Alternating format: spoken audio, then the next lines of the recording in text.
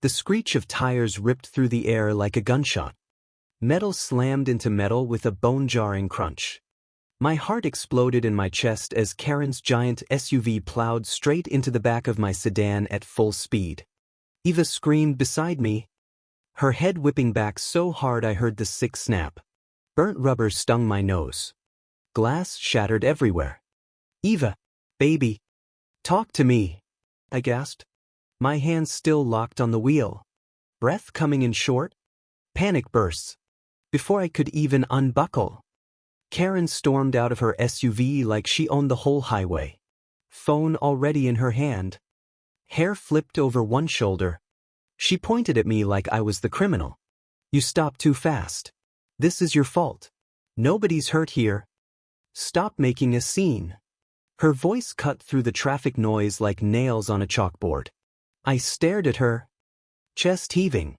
Eva was clutching her neck, tears streaming down her face, whispering, "It hurts, it really hurts. Alex." I could barely breathe. The smell of hot engine oil mixed with the metallic taste of fear in my mouth. Sirens wailed closer. When the officer arrived, Karen turned on the waterworks. "Officer." He brake-checked me. I barely tapped him. No injuries at all.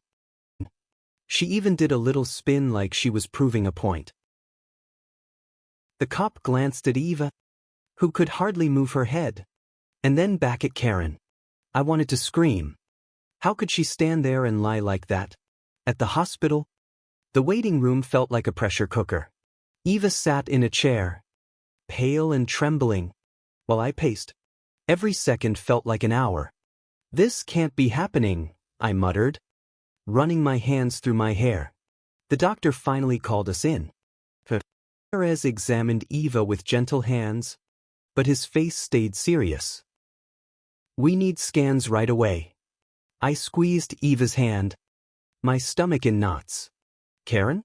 She had already left the scene, posting on social media about reckless drivers and how she was the real victim.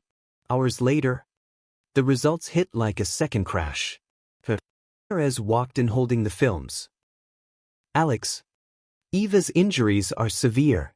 Whiplash, 2 herniated discs, and nerve damage consistent with a high-speed rear-end collision.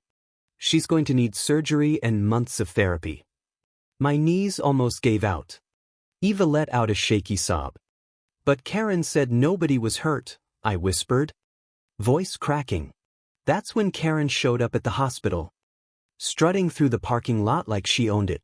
She had the nerve to march right up to us while Eva sat in a wheelchair outside, neck brace on, face twisted in pain.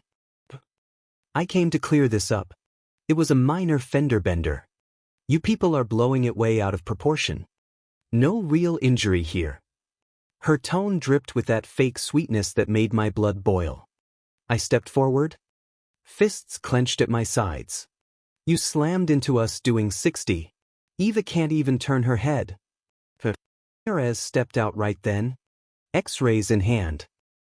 "Ma'am, these reports prove otherwise. The impact caused significant trauma. Medical evidence doesn't lie."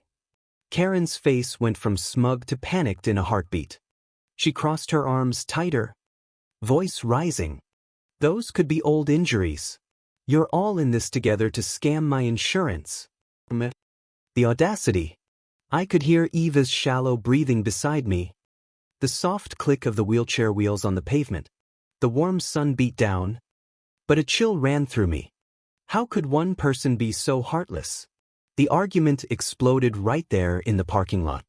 Karen kept denying, louder and louder, drawing a crowd. "I know my rights. This is harassment." But dear, held the films up high, voice calm and steady. "Speed data from both vehicles confirms you were at fault. These scans match the exact force of the crash you caused." Karen's eyes darted around like a trapped animal. For the first time, that entitled mask cracked.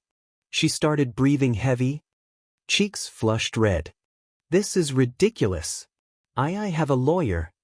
That's when the officer who responded to the crash pulled up again. He had reviewed the dashcam and black box data. Ma'am, you're under investigation for reckless driving and false statements. The medical reports seal it. Karen's shoulders slumped. She tried one last denial, voice breaking, but it was over. The crowd whispered. Phones came out. Her online posts were already blowing up in the worst way. Karma hit fast. Weeks later in court, the judge didn't hesitate. Full liability on Karen. She had to pay every medical bill, lost wages, and pain and suffering. Turns out her little performance at the scene cost her more than money. Her job fired her after the video went viral. Friends distanced themselves. Last I heard, she was selling her fancy SUV just to cover the judgment. Bitter tears in her eyes when she saw Eva walking slowly but steadily again, arm in mine. Eva and I stood in that same hospital parking lot months later, the sun warm on our faces. She still had some pain, but she smiled. We made it through. Alex. I pulled her close, breathing in the fresh air. No more burnt rubber or lies. The whole nightmare taught me something powerful. When someone tries to crush you and then denies the damage, stand tall. Gather the proof. Let the truth speak louder than their screams. Justice isn't always fast, but it always arrives. Don't let a Karen steal your peace or your future. The medical reports proved it that day, and they proved something bigger. The truth wins, and good people rise stronger.